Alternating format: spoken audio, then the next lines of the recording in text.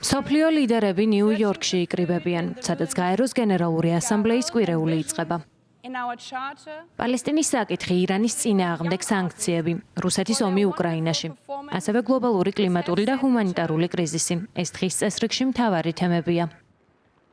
საქართველოს წელს ამ მნიშვნელოვან ტრიბუნაზე მიხეილ ყაველაშვილი წარადგენს. მისი პრესსამსახურის ინფორმაციით პრეზიდენტი შეხვედრას გამართავს გაეროს გენერალურ მდივანთან, ანტონიო გუტერეშთან და დაესწრება ოფიციალურ მიღებას, რომელიც ამერიკის შეერთებული შტატების პრეზიდენტის, დონალდ ტრამპისა და პირველი ლედის მელანია ტრამპის სახელით იმართება.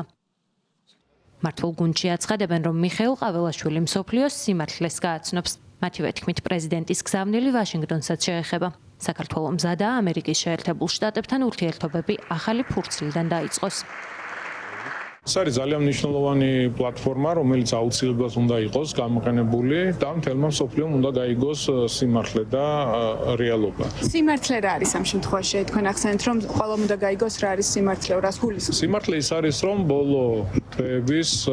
ბოლო წლების განმავლობაში, განსაკუთრებით მას შემდეგ, რაც რუსეთ-უკრაინის ომი დაიწყო, საქართველოს მიმართ განცხადებები რაც კეთდება და დამოკიდებულება, რომელიც დაფუძნებულია ტყუილზე, სიცრუეზე და ცილისწამებაზე. ძირითადი გზავნილები, რა თქმა უნდა, იქნება არსებულ სიტუაციაზე, იმაზეც, რომ საქართველოს უნდა მზად არის, რომ დავიწყოთ ურთიერთობები ამერიკის შეერთებულ შტატებთან ახალი ფურცლიდან.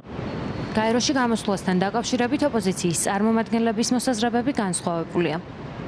მაღალ საერთაშორისო ტრიბუნას ყოველთვის ივანიშვილის ბანდის წევრები იყენებდნენ ხოლმე ან იმპერიალისტური რუსული ნარატივების გასავრცელებლად და იყვნენ ხოლმე ჰიბრიდული ომის ინსტრუმენტი კრემლის ხელში, ან ქონდა ხოლმე საქმე რაღაც ძალიან შაბლონურ არაფრის მომცემ ტექსტებთან, რომლის შინაარსსაც კარგად ვერ გაიგებ და სურვილიც კი, ამიტომაც არ ვიცით ხა ზუსტად ყაველაშვილის განცხადება რა მესიჯების შემცვლელი იქნება, ალბათ იქნება მიქსი ამ კრემლის იმპერიალისტური ნარატივების და შაბლონური არაფრის მომცემი ფრაზების, გარდა ამისა, რა თქმა უნდა, ალბათ ყობახიძეს წინა კრახის შემდგომ არ სურდა წასვლა და დაეუკისრა, ამიტომაც ეს ფუნქცია ყაველაშვილს.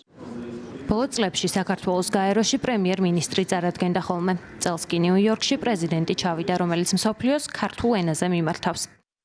როდესაც ჟურნალისტებმა პრემიერ-მინისტრს კითხეს, რატომ გადაწყდა მიხეილ ყაველაშვილის გაეროში წასვლა, მან განმარტა, რომ სხვადასხვა მიზეზების გამო ასე უმჯობესია.